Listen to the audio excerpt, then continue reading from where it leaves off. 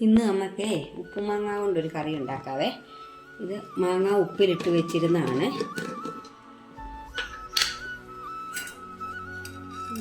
ഒരു മാങ്ങ മതി, ഒരു മാങ്ങയൊന്നും വേണ്ട. ഒരു മാങ്ങ തന്നെ വേണമെന്ന് നോക്കട്ടെ ഞാൻ.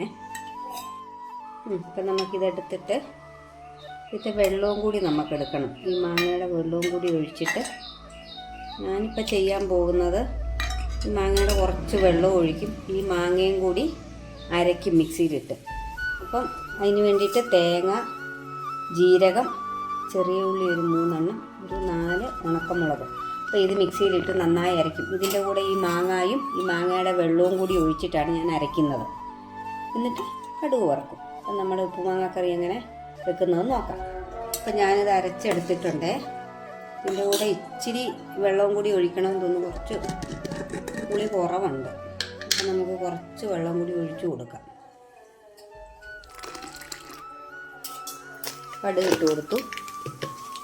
കടുക് പൊട്ടട്ടെ. നമുക്ക് അതിൻ്റെ കൂടെ 2 ഉലുവ ഇട്ട് കൊടുക്കാം. കടുക് പൊട്ടി കഴിയുമ്പോൾ കടുക് പൊട്ടിന് ഉലുവ ഇട്ട് കൊടുക്കാം.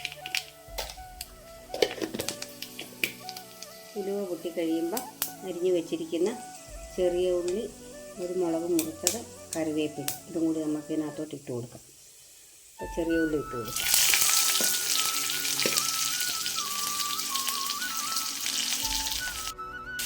മുളക് മുറിച്ചത്,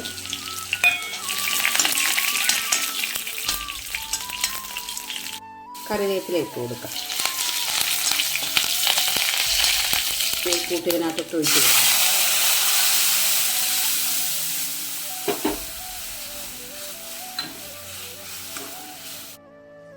ഇനി ഇത് പതഞ്ഞ് വരുമ്പോൾ നമുക്ക് വാങ്ങാൻ ഇച്ചിരി ഉപ്പിൻ്റെ കുറവുണ്ട്. മാങ്ങയ്ക്ക് ഉപ്പ് കുറവാണ്, നല്ല ഉപ്പില്ല. അപ്പോൾ കുറച്ച് ഉപ്പ് കൂടി ഇടാം. ഞാനിത് അരയ്ക്കാൻ നേരത്തെ ഇതിൻ്റെ കൂടെ ഇച്ചിരി മഞ്ഞൾപ്പൊടിയും കൂടി ഇട്ടായിരുന്നു. അത് ഞാൻ കാണിച്ചില്ലായിരുന്നു. അത് പതഞ്ഞ് വന്നു. നമുക്ക് തീ ഓഫാക്കാം.